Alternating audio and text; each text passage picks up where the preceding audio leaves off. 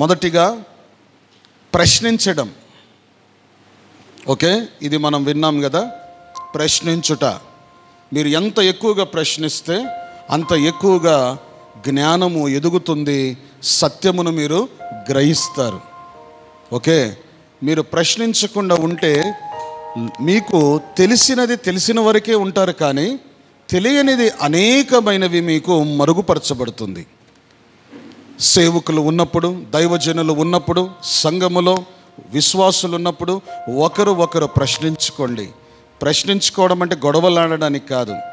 Okay, నిన్ను నన్ను ఎత్తి పొడవడానికి కాదు. మీరు ఏమని ప్రశ్నించాలి? దేని కొరకంటే దేవుని ఆత్మీయ జీవితముకు సంబంధించిన అనేకమైన విషయాలను మీరు ప్రశ్నించుకోవాలి. అప్పుడే నువ్వు ఎలాగున్నావో తెలుస్తుంది, నువ్వు ఎంత పరిశుద్ధుడుగా ఉన్నావో తెలుస్తుంది. ఒకరు తెలుసుకోవడానికి దేవునిలో అద్దములో నేను ఎలా కనపడుతున్నానో మనకు తేటగా కనిపించబడుతుంది. ఆమేన్. రెండవదిగా మనం గమనిస్తే సత్యమును పలుకుట.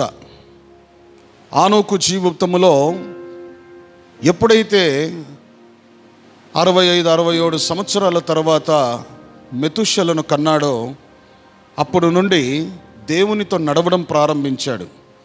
దేవునితో నడిచేవారు సత్యమును పలికేవారిగా ఉండాలి, సత్యమును మాట్లాడేవారిగా ఉండాలి. నువ్వు ఏమి దాచుతావు? ఎవరి నుండి ఏం దాచగలవు? నీ వారి నుండే నువ్వు ఏమి దాచుతున్నావు? సత్యమును లేదా అబద్ధమును పలుకుతున్నావు. నీ ఇంటి వారితోనే నువ్వు అబద్ధం పలుకుతున్నావు. అందుకే యేసు ప్రభు ఎదుటకు వచ్చేవారు, ఆరాధించేవారు ఎలాగుండాలి చెప్పండి? వారమంతా ఎన్ని అబద్ధాలు ఆడావు నువ్వు? వారమంతా ఎన్ని సత్యాలను దాచావు నువ్వు? ఎవరెవరితోనూ అబద్ధాలు పలికి ఉండొచ్చు. కొన్నిసార్లు నీ వలన తప్పు నిర్లక్ష్యం జరిగితే ఒప్పుకోండి, అదే సత్యము. దేవుడు అదే ప్రేమిస్తాడు. ఆమెన్. సారీ చెప్పండి, అయిపోయింది.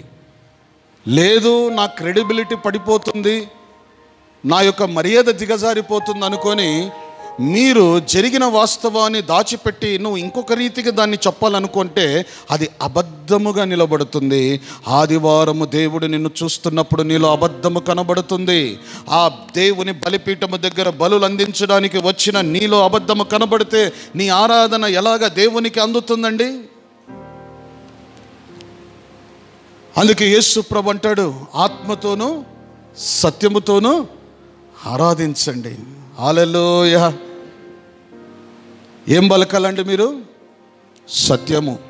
అది మిమ్మల్ని చూస్తారు, మీ పిల్లలు చూస్తారు, మీ కుటుంబము ఎలాగ అలంకరించబడాలంటే సత్యమని జీవవాక్కులతో అలంకరించబడాలి. నీ ఇంటి గోడల మీద దేవుని వాక్యము కనబడుతుంది. కారణం ఏంటంటే సత్యముతో కూడిన దేవుని వాక్యము అది నీ నోటలో ఉండాలి, నీ మనసులో, నీ హృదయములో ఉండాలి. ఏ విషయమైనా కానీ సత్యము చెప్పండి.